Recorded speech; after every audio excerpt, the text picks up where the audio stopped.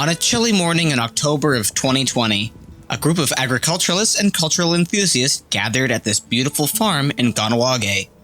After a long summer of planting and maintenance, the rows and rows of corn here are ready to be harvested and prepared for use. As the sun bathed the scenery in a warm glow, the group gathered in a circle for a pre-harvest Thanksgiving, given by Joe McGregor. His words of appreciation and gratitude set the tone for the entire day, filling all participants with a feeling of connectedness to each other, the land, and of course, the corn. With the prayer completed and everyone energized, the harvest was ready to begin. The first item on the agenda was simply picking the corn. After splitting up amongst the rows, everyone was tasked with gathering as many ears of corn as possible. And while the field may not stretch for miles, the hard-working participants managed to gather baskets upon baskets, and wheelbarrows upon wheelbarrows, all full to the brim with corn. Carrying the heavy crop was hard work, but the group's spirit was never broken. With every trip to and from the field, the energy grew, and motivation continued to rise. As midday arrived and the sun beated down upon the farm, the group retired to the tent and began the next step in the process, peeling. After gathering all the corn they had already harvested, the participants stripped each and every ear. While laborious and time-consuming, everyone was still excited to be learning and moving along in the process. Every dropped husk and cramped finger represented the ultimate goal of the workshop: to become educated and immersed in tradition, culture, and most of all, food sovereignty. After hours of work, the group was ready for a rest. In the following morning of intense labor, there was no better way to relax than with a delicious traditional lunch provided by Simple Pleasures. Recharging their batteries around the fire allowed the group to consider the work they had done, and the work ahead of them. Not only thinking about the actual labor, but also reflecting upon what all the work meant to them.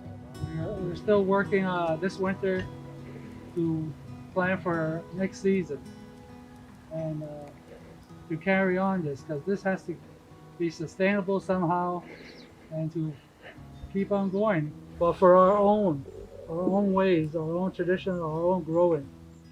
With full bellies and a re-energized passion for the work, the participants moved onto the last task of the day, braiding the corn. At first the process seemed daunting. Just looking at the beautiful examples shown by the facilitators, it seemed as though braiding the corn would be a very difficult task. But with the expert teachers and endless supply of determination, all the participants were braiding within a few hours. In short, the braiding process works like this.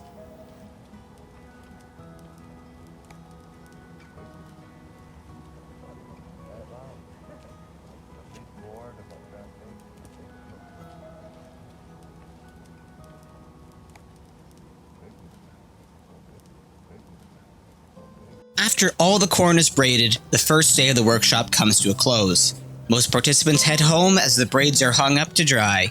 But although the day was over, each and every person left with important knowledge that would stay with them forever. Knowledge that when passed on between families, friends, and generations can improve our community forever. The second day of the event brought more of the same, with a few new faces stopping by to help out. The group repeated some of the previous day's work, peeling, braiding, even more corn than they had before. Some of the newer people were surely helped along by Stephen McCumber, who led the instructional session to teach the braiding procedure.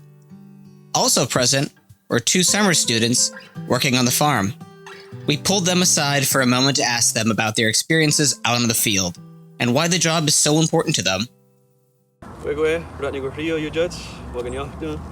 I've been, during the summer, we've been working at the Three Sisters, Three Sisters Mound Garden Project here in Kahnawake. We learned a lot working with Stephen and Randy, learning different things about the seeds, different things about the soil, different things about tilling, how the corn grows.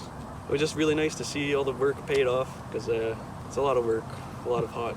So my name is Dahota I was also here working with my cousin all summer. We started in I believe mid-June or early June until September. A few of other fellow students around the community. It was a lot of fun and eye-opening experience, I should say, because it's something you grow up hearing about. It's ingrained in our culture, but maybe it's something that you didn't do growing up.